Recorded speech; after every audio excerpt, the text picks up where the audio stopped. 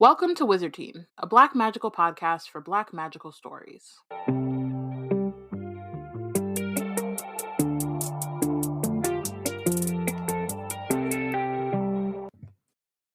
Hi everyone, it's Bayana, Robyn, and Porshèa embarking on a journey through the many fantasy stories written by and about Black people. Currently, we're reading Amari and the Night Brothers by B.B. Alston. Today, we're discussing chapter 25. So, previously on Wizard Team, there was a lot of information. I feel like chapter 24 was a lot of new information, old information with new context. But Amari let Dylan know about Maria possibly being Moreau's apprentice after her meeting with Director Horace. Dylan was a little bit upset about that, but then decided that like they're still besties, or they're gonna keep their friendship. And to show his appreciation for her friendship, he bought her a new pair of sky sprints. Elsie and Amari meet in the library and they learn about the Black Key, which is the key that is needed to open the Black Book. And they figure out that like that is probably the thing that Quentin and Vanquish learned about that really got them taken, I guess. Because you cannot use the Black Book without having the Black Key. They also we learn a little bit more about the Yetis and how they really run this shit. Like the the Yetis control over the forest, and how much of the Bureau is not only about keeping the supernatural world secret, but also keeping the Yetis kind of in check to the best of their abilities. And then Dylan warns Amari about the second tryout because she was not included in the meeting that all of the kids had together to talk about the tryout. They know what it's going to be. It's going to be a treasure hunt in the Bureau. And they're all sharing that knowledge and going and checking out maps of the Bureau and doing a lot of research without including Amari. But Dylan decides to work together with Amari as the tryout is coming up. And we didn't talk about this last episode, but it's one thing one thing I noted was like how Dylan was using his privilege to put Amari on a similar footing with him, like whenever he that's why he brought up getting her disguise sprint shoes and stuff like that. But at the same time, like they're like that's how these systems work, is that it's not enough to just like allow for people who don't have the tools they need to be part of the system. Like, oh well, them being part of it, them being entered into it, is giving them access, and that's enough. Their kids are actively doing the same like anti-magician stuff against Amari, like on purpose. Like they're leaving her out on purpose. Look around this room. Who's not here? It's Amari, and they didn't invite her on purpose. And so I really feel away because it's like not only the systemic lens of that, but like how much like these kids are a-holes. Like it's just really like they really don't, they're going out of their way to keep Amari from having similar footing to them, and they're flabbergasted by the fact that like she's able to accomplish what she can and be on top of the class despite all the crap they keep her from having access to. Yep.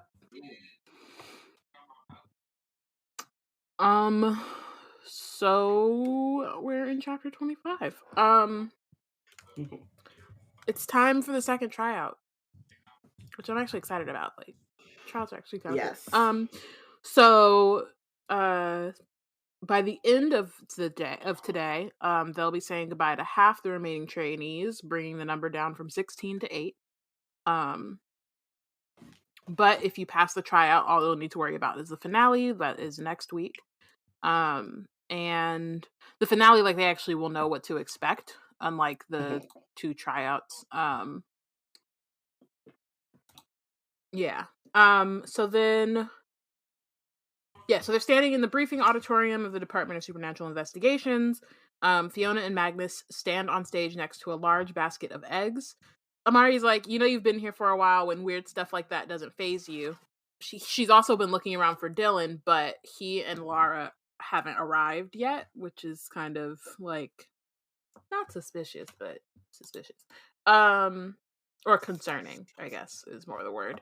Um so Fiona starts and says, "In a moment, we're going to ask that you partner up and send one representative from each pairing up to the stage to collect your first clue."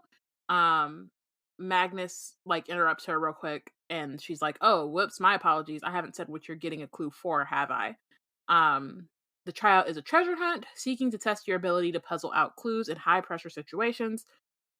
So each pair will be going on a unique path through the burrow, and in each location, they'll get a new clue to the next department. The first 4 pairs to finish will receive an invite to the finale. So they have them pair up, and Dylan and Lara walk in like just in time. Um, Clearly, they kind of glare at each other, so they've been arguing. Um, Lara goes to partner up with Kirsten, and Dylan comes over to Amari. Um, Dylan explains that he promised his sister that they would be partners once they were able to choose.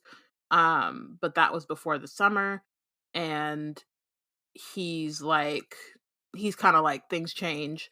Um, and he knows that like she's gonna go and whine about it to their dad, but he doesn't really care that much right now. So that's something. He kind of is truly committed to like being Amari's partner as opposed to jumping ship and going with Lara and then having Amari stuck with Kirsten of all people. Seriously. I think too it's like really interesting to think about how much Lara just like assumes and doesn't really pay attention to what's going on, because even hmm if Amari and Dylan were kind of stuck together, which wasn't really the case. I'm trying to like think about it, but like No, they were. It when they was were like, talking to I mean they were, but when they were talking to the boogie person, he like goes out of his way to like sit next to her. Um hmm I don't know how much Lara pays attention to him buying like her sky sprints if she realizes that Dylan bought her sky sprints, but like when she threatened Amari about the book, he stood up for Amari. So it's like really interesting that she doesn't ever like kind of see that. Like she might think like, oh yeah, Dylan isn't as antagonistic to Amari as everyone else is, but that she doesn't recognize at least that like they are kind of friendly, or Dylan is kind of, yeah, like interested in, or is like actively trying to like make Amari feel included, and then kind of tamp down the vitriol just to like make peace with her twin brother, right? She just thinks like I can continue to treat Amari like crap. I can do all of these things even though I see that they're kind of building a relationship, and then he will just be my partner. I feel like one, we've talked about the fact that like Dylan ain't got no friends. And so I don't know that Lara would know the signs of Dylan making a friend. Um, and then two, I don't it's very nice of you to assume that Lara would actually care about her twin brother's feelings, when it came to another person. I feel like the way that their family is, especially her father, I feel like Lara would expect him to go to do whatever his father says that things should do, which includes taking that extra time that he won with Amari, and instead using that with Amari once again, using it with Lara, because that's an advantage that they would want to take advantage of as their family being a unit. So I feel like Lara will put winning above anything that her brother cares about. And then like she would just assume that like her brother would want to win with her because why wouldn't he? Right. I think Yeah. she's also counting on that extra 30 seconds head start because All right. Dylan and Amari both have it. And so if they were to choose different partners, they like both groups would have that. Yeah. Which honestly, if I was trying to be in the bureau, I would be cozying up to Amari. Right? If I was trying to be in the Department of Supernatural Investigations, like, but you know, these kids aren't all that bright. And they're like she has a head start. There's only what did they say? 3 people will make it. For 4. but for this 8. It's 16 and then down to 8. It's groups. It's like 4. Yeah. There's 4 Mhm. duos that will win. Yeah, but like how many trainees in general? I think they said like 3 trainees. 4 slots are 4 open. slots into yeah, so like at this point too, after that first trial, and she has that head start. And again, I'm gonna just keep going back to this because it like boggles the mind that like no one she was the one that figured it out. Like Dylan made Right. it pretty far, but Dylan did not figure it out. Amari figured it out. If you really about that life, like be nice, Yeah. you know? Yeah. Make it work to your advantage, but kids are not smart. These kids in particular. The kids have been left behind.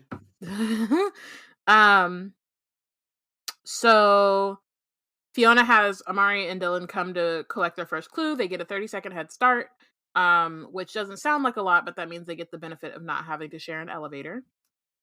So Dylan grabs their clue. Once everyone has it, Fiona has them. Well, she says, "Don't give us a hard time about our clues. We aren't poets after all." So that means we're gonna have to read some interesting turns of phrase. So You know Dylan and what I Amari find so start. funny about that Oh, is like when people are like, "We're not poets." It's like, well, then why'd you make it rhyme? right. Why'd you You make didn't a? have to. Why'd you do riddles? Why'd you set yourself up for Why'd you failure? said You yeah? could You did you You put designed this. yourself out here. Yeah. Yeah. at minimum you could have Lil Wayne'd it, you know? Like Lil Wayne is great for some making a word rhyme halfway and Yeah. then putting the rest of the Oops, word I at the end and meant. bringing it to the next verse. Yep. Could have did that. Mhm. You gotta think strategically. But I also think it's funny, like there I as always, I'm always on the hunt for suspicious behavior. And I really love that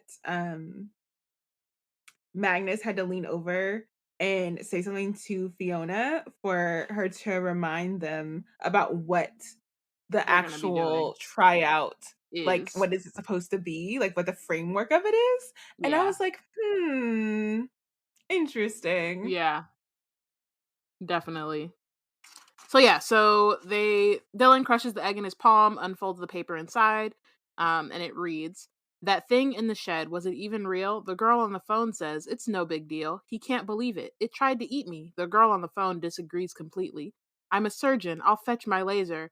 Please calm down. Help's on the way, sir." A bit more fussing, then finally they're here, and with the press of a button, she erases his fear. Um, it's not terrible. It's I'm a surgeon. not bad. I'll fetch my laser is a little, but you know, it's not I bad. feel like it's doing a lot. Like I But feel the like you help could is have on got the your way, point sir is across pretty with great. less words. Yeah, it's a good rhyme. Yeah. They definitely could have used less words. Like it could have been a quick little like A riddle, but haiku a even. haiku, yeah. But they did. But yeah, but Dylan immediately clocks that it's the Department of half truths and full cover ups. Um, so and then Amari's like, all 911 calls that deal with the supernatural get forwarded to the call center. So they race out of the auditorium and go into Luciano, the elevator. And as their doors close, the rest of the trainees are coming out of the auditorium. So they get a little bit of head start, like I said. Amari's glad that they got Luciano because he sings a soft ballad that calms her nerves. Um, So they get to the Department of Half Truths and Full Cover Ups. And the door opens to what Amari thinks is the coolest lobby in the Bureau. It's basically every inch of the walls are lined with covers from famous magazines from the known world, but they're changed to show what really happened. So there's one of the famous Life magazine cover that shows an astronaut on the moon, and it says Apollo 11 gets tow from friendly alien cruiser after running out of fuel. There's another one about the invasion of mutant concrete eating termites that brought down the Berlin Wall. All of the giant termites are wearing Mutants for World Peace t-shirts. So it's like very silly, and also like it's just cool that like I like this chapter because we get to see more departments. Um and it just helps, like, we're not so stuck in like the Department of Supernatural Investigations. It's good for the story building too, like Yeah. the world building as well, like making the bureau feel more fleshed out. Mhm. Um, Sidebar, I do not appreciate that the bureau is basically saying that some of humanity's best moments are all Or due aliens. to like interventions. Like, Yeah. can the people have anything? Like, are they proficient at anything? Is my question. The answer It is gives me no. very much Ancient Aliens, but at least it's like everything. It's not Yeah. ancient. I don't know if you guys know this about Ancient Aliens, but it's basically like there's no way people of color could have Yeah. like figured any of this Do out, so it had to anything. be aliens. Um, but at least this way, it's like no human is smart enough to do this. So We you got it. know, yeah. But So they rush the lobby into the main hall, which is 10 times as busy as the Department of Supernatural Investigations. Um, but they keep close to the wall and move. So it looks like they also have, I feel like the departments are all, like the floor plans are very similar. So this also has a U that they have to follow to get to where they're like, to find where they're trying to go. So they get to the call center, and then just sort of wander the aisles listening to double talkers and junior double talkers at work. So that's what their like titles, I guess, are, which is interesting. So they hear things like, you say your mother-in-law is haunting you. Assuming what you say is true, might you deserve it? Um, Try 2 plus 2. The calculator said it equals 5. Oh, this is serious. The math gods are clearly upset with you. You'll be wanting to make an in-person apology. You can make an appointment at the nearest tax office. And then there's another junior double talker who asks for a spare hypnosis radio. Um, and he he starts playing soft music, puts the call on speakerphone, and then says, "Are you listening? Yes, that's some smooth jazz, isn't it? Um, Now, repeat after me. There wasn't a mummy I saw in the woods, but rather an unfortunate fellow who survived a plane crash and needed a full body cast. Yes, I dare say the bloke might be a bit put off by you running away in terror and all. No, definitely don't go back and apologize." So it's very it's just like funny and a little, you know, chaotic. Um it's that to me is like we get a little bit more of this department spoiler in the next book, but like that to me seems like a fun gig. mhm. Yeah, working Like in the call center. being a double talker and just being like, oh, so you saw mummy, what full body cast. Yep, that's what you saw. Yeah, they're like No very much worries. quick thinkers. Yeah. Um which is maybe like part of the like if you need that kind of like supernatural ability to be able to like quickly come up with an explanation for like weird things that happen. Um Yeah. so they find a empty cubicle that says reserved for junior agent trainees. And then once Amari sits down, there's a phone there that starts to ring. So Amari answers, somebody says, "I've got a bit of an issue. Well, I seem to have a clue and no one to tell it to." So, Amari is like, "You can tell it to us." The voice clears his throat and says, "Finding this clue was easy enough, but don't you get cocky, because now it gets tough. Head to a room of dangerous things, fangs and claws and barbs that sting. Locate the beast that's not like the rest, with a heavenly name created in jest." Um, so they're off to the Department of Creature Control.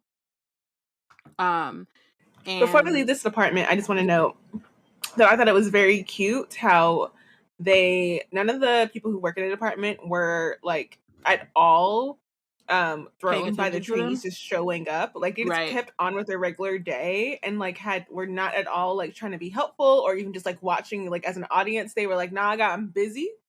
I got a quota that I gotta hit today. I am Hmm. not worried about these kids. Yeah, they're like, this has nothing to Yeah. do with me. Um, so they go to the Department of Creature Control. This time they get Lucy, who zips them up to that department. So then they go into. So this is the largest floor of the bureau. It's as big as all the other departments combined, and aside from the lobby, it's all wilderness. So they go out. They meet the senior wilderness ranger, named Becca Alford, who is supposed to like guide them through, which I appreciated. That like obviously the call center is like not really all that dangerous. You don't like you can figure out what you're doing on your own, but then they have to go into like the predator section of this department, and they are not junior rangers, so they would have no idea how to approach this. So having somebody to like help and guide them in that way, I think was really smart. Then I like also love the idea of like, I mean, I talked about this a little bit when last episode, but like working together with people from different departments, like that cross functional. mhm. This is a little bit more like the ranger is just kind of making sure that they don't die. Yeah. But just like knowing, going and seeing the different departments and like knowing what's going on, because I feel like if you are going to be an investigator or an agent, you do kind of need to know like where you're going to get sources or under like get your information from and stuff. So I like the thing I like a lot about this tryout is the like meeting and speaking with people from different departments. Mhm. Yeah. So they step out of the lobby onto a grassy hilltop. Um and you'd never know they were still indoors. The massive hologram on the ceiling looks just like a cloudless blue sky. Amari can even feel the warmth of the sun on her face. Real wind whips around them, and even smells like outdoors. So basically, the whole thing is You real. know, if they have black mamas, their black mama's like, "Child, you been outside." Like, Right, literally, they like, smells go like take a outside. shower, you smell like the outside. Like, go in the shower. Literally. There's like a wide forest, a lush green jungle, there's a snowy valley, sand desert, so like they got all different types of habitats and ecosystems. And the only thing that's fake is the sky. Um Ranger Alfred says that they've done everything in their power to give the critters as authentic a habitat as they can while they're there. Um so they get into the Jeep, um and go through the jungle, where they see things like silvery white unicorns, a pack of flying pigs, and a kaleidoscopic serpent that leaves a shimmering rainbow trail in the sky. So there's a lot of different creatures here, which is kind of tight. They get to the I jungle wonder habitat. Oh, go ahead. I would like to know what the difference is between, like, the animals that are, like, in this protected bureau area versus the Hmm. animals that just exist in the wild. Like, are these endangered species? Like, why are they the ones that are inside the bureau, and why are there, like, not the similar kind of, like, set arrangements and habitats for the ones that are still living, um, out in the world? Hmm. Yeah, Hmm. definitely. Um, so then Ranger Alfred turns to them when they get to the jungle habitat and is basically like, um, just safety things. We're about to get into the predator section. Don't leave the Jeep unless I say it's safe. You're allowed to ask me questions. but if I have to step in to help to save either of you, then you're automatically fail the tryout. So again, like it helps that they're like we have a level of like or a measure of safety built into this tryout. Um but also, you know, it's like, They not have to making figure it out. their yeah, it's like not making them risk their lives to become junior agents, but also like you have to figure out how to do it without risking your life kind of situation.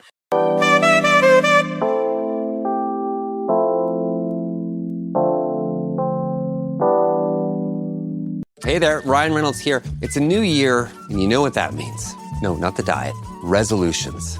A way for us all to try and do a little bit better than we did last year. And my resolution, unlike Big Wireless, is to not be a raging and raise the price of wireless on you every chance I get. Give it a try at mintmobile.com/switch. $45 upfront payment required, equivalent to $15 per month. New customers on first 3-month plan only. Taxes and fees extra. Speed slower above 40 gigabytes on unlimited. See mintmobile.com for details. Love B&C content? Want to see the tricks behind the treats? Every month we drop behind the scenes and bonus content on our Patreon. Baddies at any tier get access to notes, process videos, and podcast outtakes. Support us on Patreon at any tier by going to patreon.com/blacknerdscreate.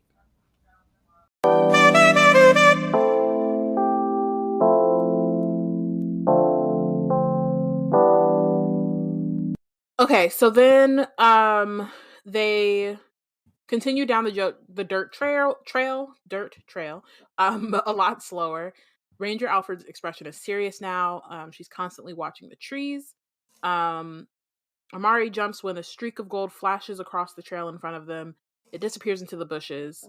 There's a deafening roar that rattles the Jeep doors. The trail curves and they see a gigantic lion made of pure gold. It's called a Nemean lion, the true kings of the jungle. At least when there aren't any dragons around, which love that. Love that little tidbit. Okay, Luna. She said, "I'm the true king of the jungle." Luna has thoughts about Luna, dragons and who's king right? of the jungle. Luna said, "King of the Mhm. jungle." That queen. She said, "Queen."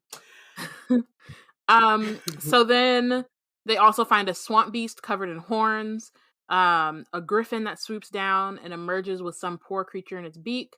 And then Dylan says, Stop. He points to a large flowery bush in the small clearing. There, that's it. It has to be. So it's a Mars man trap. Which again, the clue said locate the beast that's not like the rest. All the other predators are animals. This is the only plant. And then it has a heavenly name because Mars is a planet in space, making it a heavenly body. And it's called the Mars Man Trap as a joke, comparing it to Venus flytraps of the known world. So they got it together. Amari's like, great job. I'd never have figured that out. And Dylan laughs and's like, my tutor would be so proud because, again, he has the resources and money to have a tutor for this. That's the value of having extra a bit like access to things that'll help you support your educational opportunities. Because sometimes Mhm. I'm reminded of whenever I was in band. Yes, I'm a band geek. And we had like seasonal like ensemble, like solo and ensemble things you could do as like extra credit with the band. Some of them were required, sometimes they'd be extra credit for each extra one you did. And one of my friends had a flute tutor, and the flute tutor and my friend and I, we were practicing our piece ahead of us having to do this recital, or like it's like a one-on-one. It was like a coach would come into the room and then you do your piece and then they would like score you and then they would give it to the people. And the tutor was like, "Do you have a tutor?" And I was like, "No." She was like, "You do, like you should have a tutor. Like you should have an instructor." And I was like, "Yeah, that would be nice if I could afford one." Right. Yeah, it's Yeah. always funny too because I remember I think I might have told the story before, but like someone I went to college with, um, bragging about their academic scholarship and then finding out that they had tutors in like every subject and went to a private school. And like, I'm like, of course you have an academic scholarship. Like, Mhm. you're literally like, and as much money as your parents paid for all of that, like, they could have just, paid full ride and let someone who actually needed that scholarship use it, but sure. um, Very real. That's the crappy thing about like a fake meritocracy, because instead of looking at scholarships as like a financial need, it's gotten like to them it was a status symbol of like yeah. the kid Look how being able great. to attain it or Mhm. whatever, because it shows their level of like merit or whatever. Like F that. Like And I I don't want earned it from my smarts, but it's like your smarts Right. were paid for as like well. Like, fantastic. Use those smarts to have a really great test grade and just test into the school. You don't need a dang scholarship. Like no, be like, and if anything, like it's like catching a fit. You get catch and release. Catch the scholarship, like thanks. Now I can tell don't need everyone that it. I earned it, and then I'll Yeah. release it to the system. Whoever needs it can have it. Yep. That's ridiculous. Um Alas. So they get out of the trunk. Becca and Dylan are quick to squeeze their noses shut. But Amari doesn't, and the sweetest scent hits her nose. She suddenly gets lightheaded. Not that she cares. She just wants to go over and smell the beautiful flowers up close. She takes a few steps and then is yanked back. Somebody has the nerve to throw an arm around me and put their hand over my nose. But then Dylan explains that the scent lures their like prey in close so that it can eat you. Ranger Alfred warns again, be careful. If it looks like one of you are in real danger, I won't hesitate to step in. So Amari holds her nose and is like, thanks, I'm good. So they see a small rectangle, like white rectangle in front of the flower bush, which is the next clue. So they have to figure out how to get it without being eaten.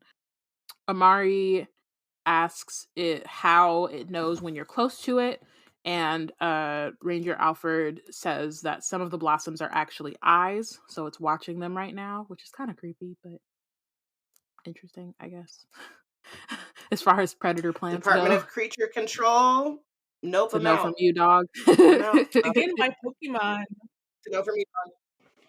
Again, my familiarity with Pokemon makes me very okay with this. Mhm. There's so many plants that have eyes and just like walk around in the Pokemon Plants with universe. eyes, though, makes me think that they also have like sentience and can think. Like, if you have an eyes, that means that you're able to recognize things, figure out what they are.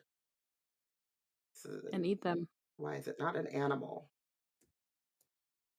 I because it mean, Like, I know plants photosynthesizes are alive, but I and think of them as also kind the of like morality of the single. Pokemon universe is always at some level of like just like big question marks for like when they're eating the fish, is it the Pokemon that later turns into the dragon fish?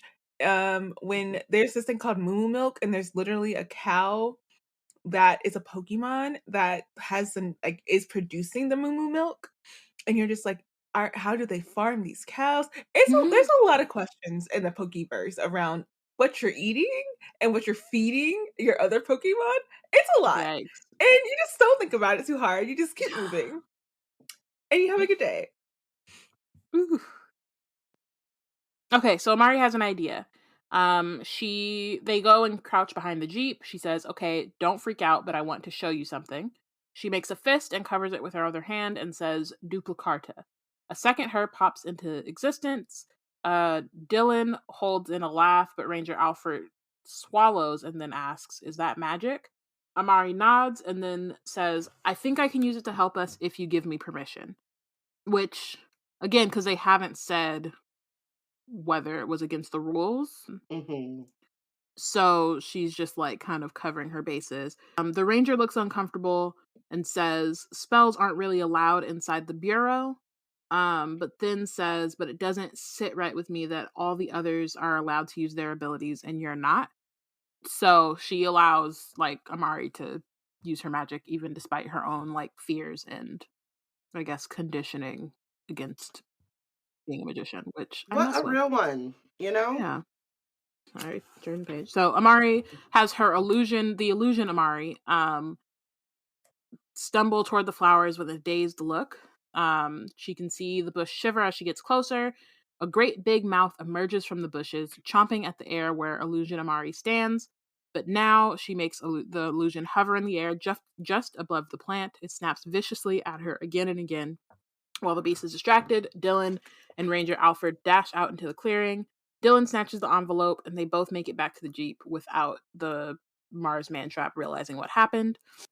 And Dylan's like, I can't believe that worked. Me neither, says the Ranger. And she's like, you were supposed to feed it slumber berries in these bushes, but you managed it well enough. Like, she's like, we definitely were not doing this, setting this up in a way where like you had to be a magician. Yeah. But you did what you had to do. So Dylan opens up the next clue. It says, congratulations on not being food, but I do hope you're in a deciphering mood. Your next destination, put clear and plain, is in the baffling department of the unexplained. Obtaining the last clue will require some wit, for it lies near the bottom of a bottomless pit. This one, I kind of feel like the agents who wrote this one just kind of gave up. Yeah, they were like, I have no more rhymes in me. The thing is, yeah, because I'm like, you literally could have been like, we're not going to tell you what it is. And they would have been like, oh, the Department of Unexplained, you know? But Like, your next clue goes unnamed. Head to the Department of blank. who knows? Yeah, like, we're not even, or, yeah. But it's not even that. Someone It's more hire that Porshèa. it's more that they, like, specifically say, go to the Department of Unexplained. I get that they need Like, to actually tell them where they need to go in the but I'm department. saying, like, the other ones, they don't say specifically which department. You know what I mean? Yeah, but I for don't this know. one, I feel Either way. like they have to know where to like because I feel like here's my thing: how many departments in the Bureau could possibly and feasibly, logically house a bottomless pit? Many True. of them.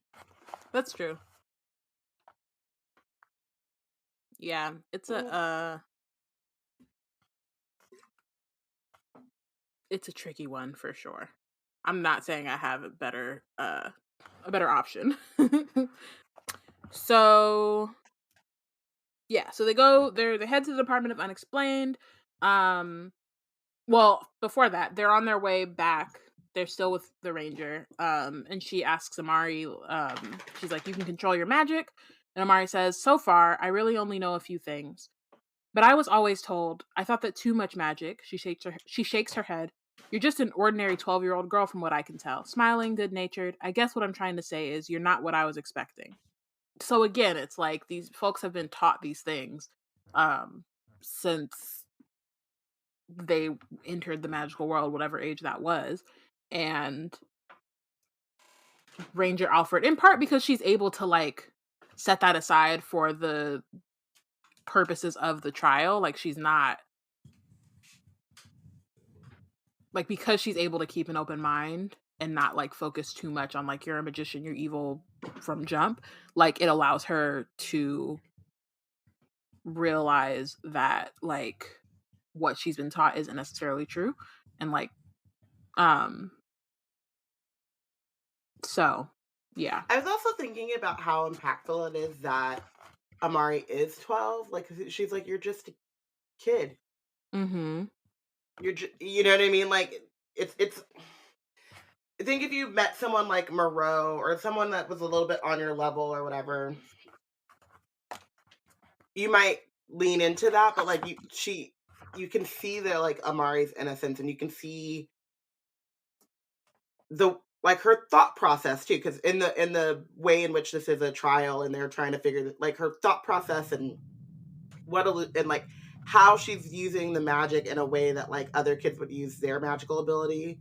Mm-hmm. That's what she's using her illusions for. Like it just like helps humanize. I was thinking about this with like, we talk about like all the time. It's like you see politicians who are like anti-gay, anti-trans, whatever, anti whatever, pro-bigotry in some form, and then someone close to them comes out or says something, and then all of a sudden they're like, oh, they're just like us. And you're like, no, human? Duh. Wow. mind blowing. But they need to like know someone and like see them fully, as opposed to it just being an abstract, right? And I think that that's like the beauty of what Amari is able to do. And if the Bureau, especially Director Van Helsing, could get their heads out of their butt, like she would be such a great ambassador for people having a like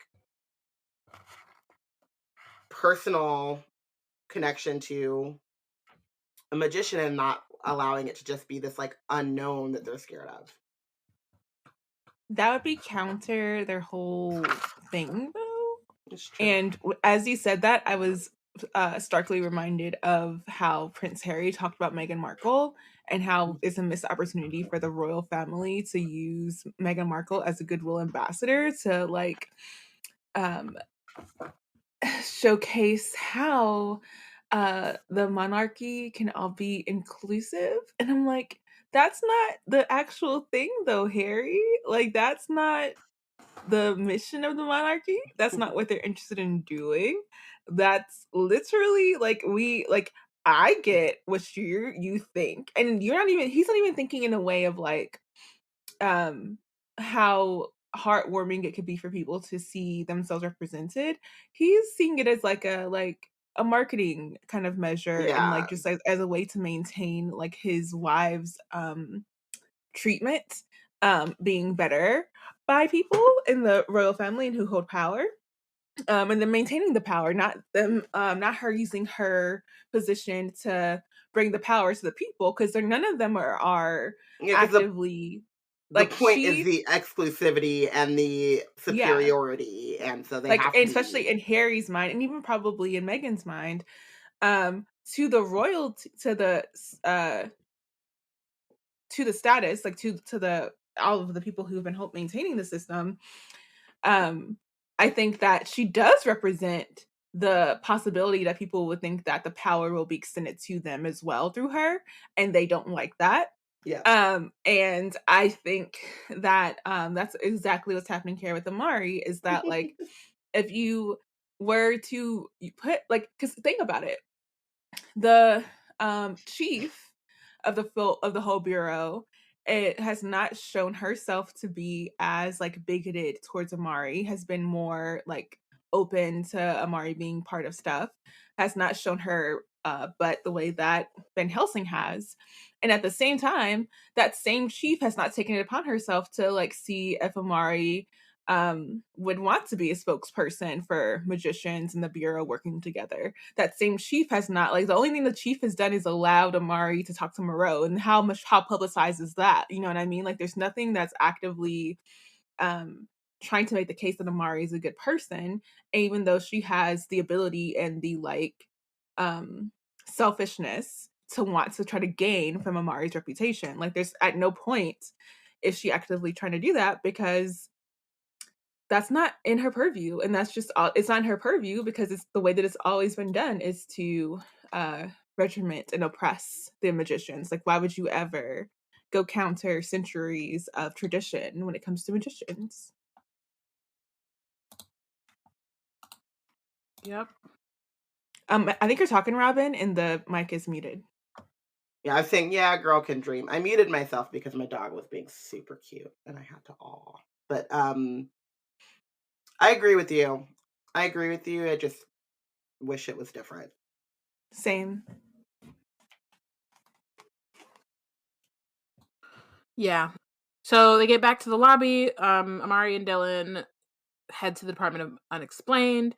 And Amari's like praying that Mischief won't snitch on her for sneaking out to go meet Magician Girl to the two agents that they're sharing the elevator with. But all the This elevator does is like taunt with a "I know something you don't know," which is just like this elevator, like talking about like tea and spilling tea. Like, I just like this. I'm sure this elevator has probably started some mess just to do it. See, and that's the catch-22 about Mischief, is because like, you need to use that elevator to get away with meth, but then you're under the constant fear of and blackmail of, like, being exposed for the meth that you were trying to get away with. right, right. Yeah, definitely sounds like Mischief won't snitch, but is the only one who knows that they won't snitch. Yeah. Right. Like, if Mischief won't snitch, only Mischief, yeah. Like, But because you're like still gonna you get never. like That's the thing about, but that's my thing. That's why I don't like people who are like this, because people who are like this sometimes like they don't intend to let something slip, but because they're being messy, it slips out anyway. And you're like, you could have not. You were playing around, and now stuff is out here. a good thing Mischief is AI, you know, Mm-hmm. as Not much the as sentence. You'll never hear that could Robyn say again. ever be a good thing. It is not a good thing. That was sarcasm, but still. Silver linings, I guess. I don't know. Mm. Okay, so they get there. The lobby is pitch black. When they step off the elevator, a spotlight in the ceiling shines down on them. It follows them to the back of the lobby, where a second spotlight shines down on a boy who is fast asleep. Dylan gives him a nudge. He jumps to his feet and is like, "Many apologies. Our department is closed during the day, so I'd usually be in bed right now. Anyway, I'll be your guide tonight. I mean, today. I trust you know where you're headed." Which, like, dang, like they couldn't. I guess they got to go to all the bureaus. Sucks for the They don't guides. have an all day like a day Nah, they're team, a day like, shift, and a night Well, shift. that's what's Like, weird about really this not department is like it doesn't seem like it needs to be a nighttime at thing. night. Like, yeah, like mm-mm. I could see the good omens, bad vibes. What is it? Good Good fortunes and fortunes. Good bad fortunes, bad omens. omens. Being more nighttime because they're reading the stars and constellations and all that stuff, and that's when the stars are out. I could see it with like the ghostly ones, the mediums and stuff like that. Kind of makes sense. The health one is 24 hours, which makes sense because people get hurt at all times of night. But like this one seems like you could maybe it should be 24 hours. Unexplained things happen whenever they're gonna happen. And also, it should just be in the daytime because it'll still be unexplained in the morning.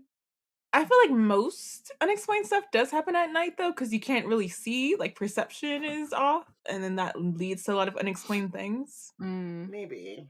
I'm not advocating for it to be either one, but I can understand why but it it's may be. yeah.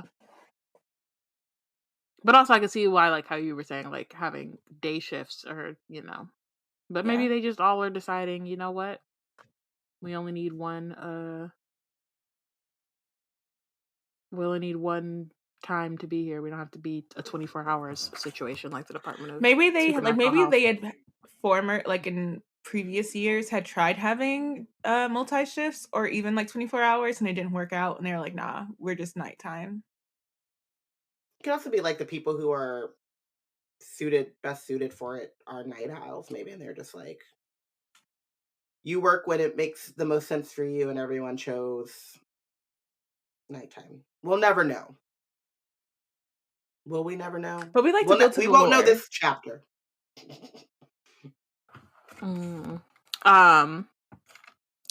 So they are headed to the bottomless pit.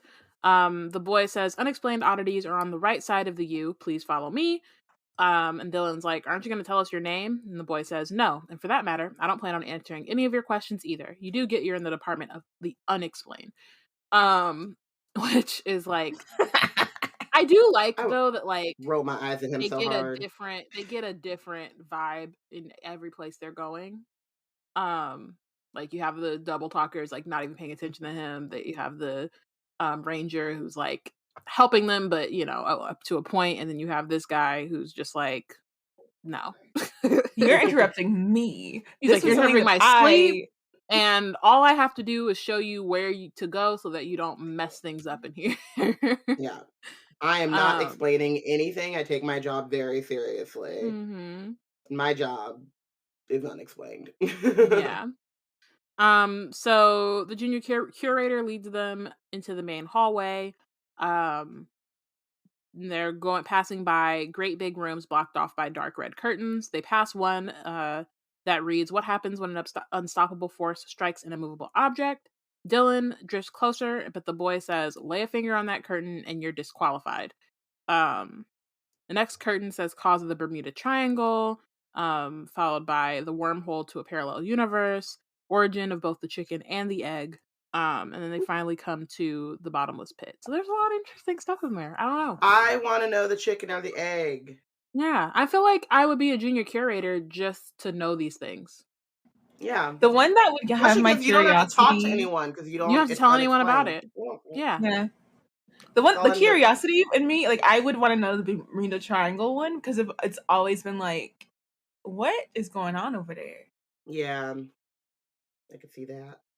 Mhm. There's a lot in here. This would be okay. I know the question now, actually. Oh no, I think this is the Oh, we question. did it. Yeah, This would be. the one that this would be your department. I mean, we haven't done undersea release. We haven't done what? There's a Undersea, did we lot. do We'll this? just There's a that one I just lot. mentioned. There's just a lot of them, but we've seen enough. I think that we can Yeah. sort of decide. They go through the curtain. Doesn't look like anything special. Just a boring stone well in the middle of the floor. But when she looks inside, there's pitch darkness. The junior curator is like, "Careful! If you fall in, they'll never be able to get you out. You'll just keep falling forever." No, thank you. So yeah, nah. They circle the That's pit. worse than what happened to Loki. Like, at least he got Right. out of there. I've been falling for 30 I've been minutes. falling for 30 minutes. Yes, exactly. So they're trying to figure out how to get near the bottom of something that doesn't have a bottom. Dylan tries dropping a quarter into the pit to see what happens. Nothing. It clearly doesn't hit the bottom because it's bottomless. So they're trying to figure out what to do. Amari's starting to sweat. At some point, she asks the junior curator, "Don't you have an air conditioning in here?" He flinches. Amari's like, "Wait, you flinched." He's I like, just "You want to did not." say Like, that is me. Like, if I'm trying to hold something back, like I know I have a tell, because sometimes I do react to somebody asking me something and I'm like trying to keep it a secret. I like my mhm. body will auto react like something. Like, I feel me move and I'm like, please don't let them catch that. And the fact that they caught it would have got me, because I'm like, please don't look at me too hard, because you might get Right. the answer if you ask me and then watch me closely enough to see what like I'm reacting to. Like, I am that Mhm. curator. I would flinch. Like, something I would switch, something would Twitch or happen. something, and you'd be like, Yeah. cough, or you're like, "Oh, I don't Yeah. know." I definitely wouldn't be able to do this, but I wouldn't volunteer. They'd be like, Robyn, you can stay asleep because you're not the one. Right. Um, so Amari realizes that there are floor vents, which means that they cut off the AC in that room for a reason. And the reason is they're supposed to go into the vent to find the clue. So so Amari goes in because she's smaller, and then she's like, "It's so dark in here. How will I know which way to go?"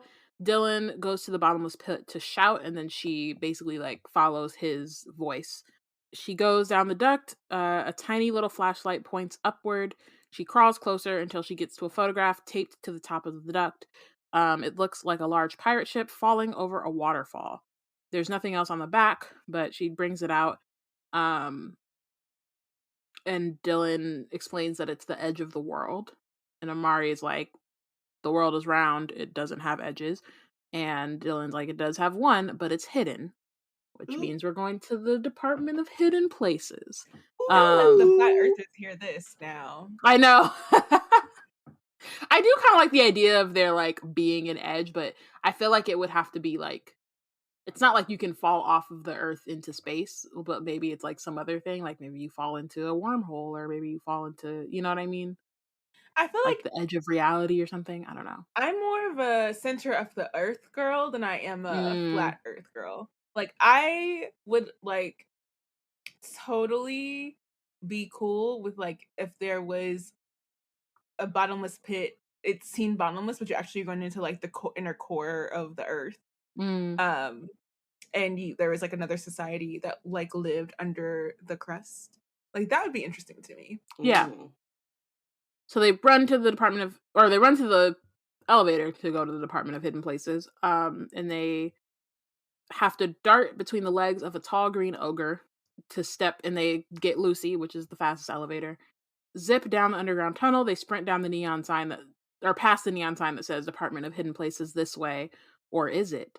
In order to get into this department, they have to keep their hands above their heads, even as the tunnels get dark. And then there's like a button that they press that's like on the ceiling.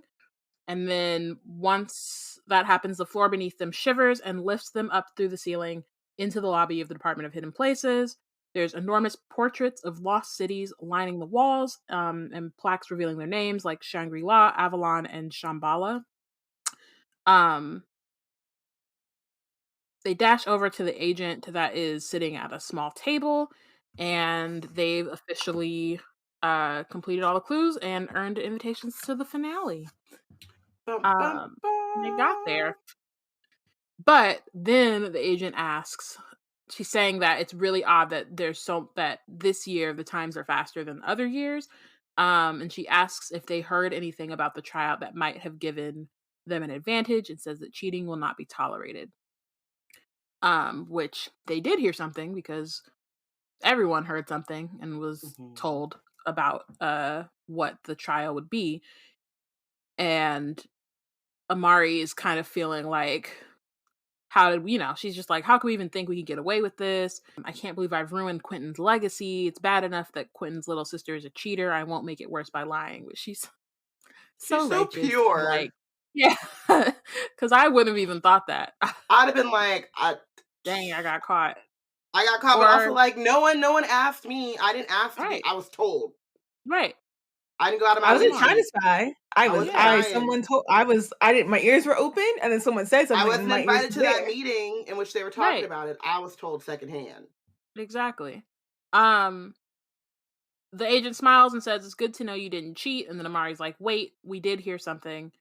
Dylan is surprised, but then he says, it's my fault. I heard the tryout was based on Bureau knowledge, and I told Amari about it. But I didn't tell him to report it, and I definitely studied my brains out to be ready, says Amari. The agent crosses her arms and says, I'm disappointed in both of you. To have elite badges and choose to cheat is a disgrace. I'm sorry to say this, but congratulations. You've officially passed the second tryout. You've shown the integrity and honest character befitting a future agent of the Department of Supernatural Investigations. So it was a trick. Don't mess with me. Don't mess with me, homegirl. Like, come on. You remember that note that I had up the top about how suspicious Fiona. it was that Fiona was not telling them about what the actual tryout was going to be that day? Just as like, oh yeah, like y'all need to get grouped up, and like, Max is like, hey, don't knew. forget, they're not supposed to know. Because they leaked the information on purpose. Part of the test was to see if they would be honest about that. So again, I wonder if Laura made it, because that's what I'm saying. I'm like, some of these kids I feel like would have lied. Oh, definitely. So, but they made it to the finale. They still got a chance to bring home Vanquish. And Amari is like just overcome with emotions. She's crying a little bit. Dylan takes her hand, and they just like stand together holding hands for a bit. Aww. Cute. And that's where we leave off. So, who is the MVP? Because of the way that the departments are designed, the actual MVP is VB Alston, because brilliant. Yeah. But I gave it to the department designers, because they really put their foot into these departments actually like being befitting of what they are, the work that they do. The hidden places button, genius. Yeah. I don't think the Department of Unexplained was like it was, but it really plays into your curiosities, but it also was like, it was like the way to get into it was any kind of like special way that I thought would be like really cool. Yeah. But I think also that possibly could have been the fact that it was like closed, it's like off hours. Yeah. Too, which I think is interesting. I also enjoy like all of the apartments we got prior to this chapter, besides the law enforcement one. I appreciate the one for good fortunes and bad omens. Like I love that design. Like, I just like all these like departments have been well designed, and the people who work within them are all like you can see the natural fit behind the departmental like design, the people who work within it, and then it all just like is very practical and aligned in that way, and I love it. So probably the MVP is BB Alston, but also it's really the department designers as well. Word.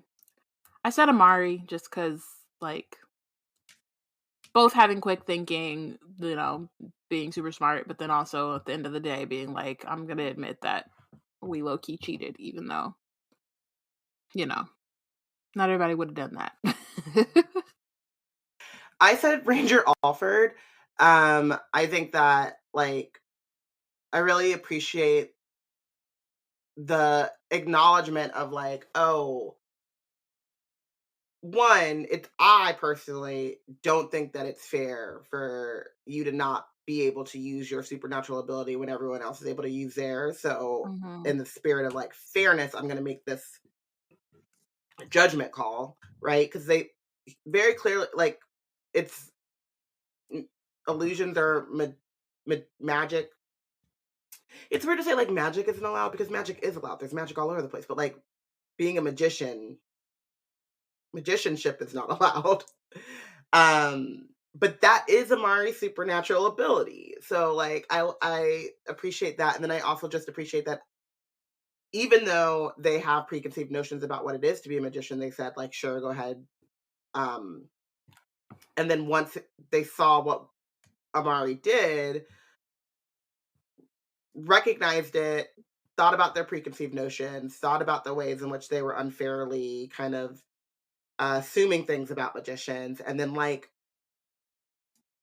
openly, you know, admitted to that. And you have the sense that, like, they're well on their way to, I'm not saying that people don't change overnight, but they're well on their way to, like, starting to rethink their beliefs and where they come from, and looking at evidence. And so I just really appreciated that, and that coming from an adult, when we've seen all of these, like, adults just kind of shut Amari down. Um, so yeah, Ranger Alford. Nice. Binged. I couldn't really choose somebody, honestly. Yeah, I ended up benching the Bureau as, like, a holistic entity, and that was mostly just because of, and maybe it's not, you know what? No, it's not the Bureau. It's the Department of Investigation, Supernatural Investigations, because of the way in which they kind of, like, we've talked about it throughout, like, the way in which they foster this competition and this lack of um camaraderie, and then get mad that children take that to be a reason to bully and exclude. And even though Amari finds out about the trial anyway, and, like, then also comes clean and it's like, yeah, I found out about the trial. Like, the fact that they have this kind of um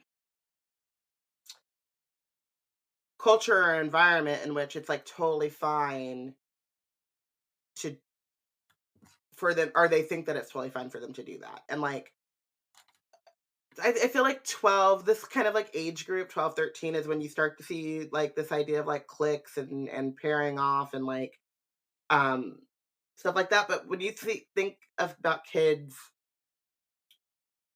around that age, it goes a long way to have, like, program, or just, like, have the culture or the design of, like, everyone's included, you know? Um Hmm. and I just personally think that, like, okay, once these kids do become agents, it's hard to turn that off. Like, I've been competing against you. I've been seeing you as an enemy, or seeing you as competition, or seeing you as, not fitting in. And now all of a sudden I'm supposed to work with you. Like, that's very difficult to, like, do. And I just think that there's a way in which you can have tryouts and find the best agents, or find the kids that will make the best agents without making it so competitive and exclusionary. So, Department of Supernatural Affairs. I feel like we have similar benches, yet the example you used for your MVP added to my bench. So I am benching all of the department leaders. Similarly for the culture that is spread at the Bureau, I believe it was last chapter where Amari's waiting by the director's residence, and that's where the Department of Records kids go by and are sneering up at her. And then in this chapter, we not only have, well, it was at the end of last chapter as well, the kids snub letting her have access to the same information they have. But also, this grown adult puts on a 12-year-old like being an example of her kind. And the fact that Mm. that was done to like Black kids all the time, still to this day. But specifically, I'm thinking about like desegregation and how like these grown adults were putting on to children like these were the things that they were taught to themselves and their families, and that they were propagating and that they were upholding. And they've had enough time to like sit with that, marinate in that, and like question it. And yes, you have to be confronted with things to sometimes like start to question what's been put in front of you. But to put that on a 12-year-old child is just like a mess and should not ever be done. And um just the way that like this whole situation like is set up, like I just know, like part of me, like the way that like knowing that Dylan is a magician and knowing that his sister Maria is a magician, like I wonder so much about how differently their journeys might have been had they been out as magicians in the Bureau, and how different it would be from Amari's journey. But I also just feel like, I don't know. I just like I don't like the whole token thing, the Mhm. whole being an example thing, and how much weight that has on Amari already for showing that she belongs. Like it's not, the onus is not on Amari to show that she belongs. The onus is on the Bureau to be better about actively creating an environment for people who have abilities to thrive. That's a call of to action for the Bureau and not for the child who has to exist within your system. So that's my overall why I'm benching all the departments, because none of them are doing a really great job at making sure that not only the departments but even the chief, and like someone needs to answer to someone, and no one's holding anyone to the fire to make them answer to that. They're just going along with it. And that's what allows the ranger to be like, while it's a decent change for the ranger, um it is like a bureau-wide sentiment that this ranger is having to combat, and that the ranger shouldn't have to combat that. Yeah. That's real. Well, thanks y'all for listening. We'll be back next week with chapter 26. We're getting really close to the end at this point, so like I don't remember what happens next chapter, but I know stuff's about to start popping off. I said something like before we got to benches, and I was like, "Oh shoot, okay." I looked real quick at the next page. I was like, "Oh shoot, I remember now." Yeah. Yeah. So yeah, so things are popping, about to start ramping up. I'm excited. Don't forget, let us know what department you would join. I think we asked at like the beginning of the book, but like now that we have a little bit more insight into like what departments there are and what they look like, we might be missing some, but there's Department of Good Fortunes and Bad Omens, Department of Creature Control, Supernatural Investigations, Licenses and Records, Magical Science, Half Truths and Full Cover-Ups, Unexplained, Undersea Relations, Dreams and Nightmares, Hidden Places, Supernatural Health, and Department of the Dead. So, like I said, I'm probably missing one or two, but we'll like put like polls up on social media. Also, you can reply through Spotify if you're listening to us on Spotify, and let us know. We're curious. I'm still trying to decide. So I guess next week I'll decide. I've narrowed it down, but I have not committed. Yeah. Wizard Team is brought to you by Black Nerds Create. If you want to keep up with our content, you can check out our website at blacknerdscreate.com.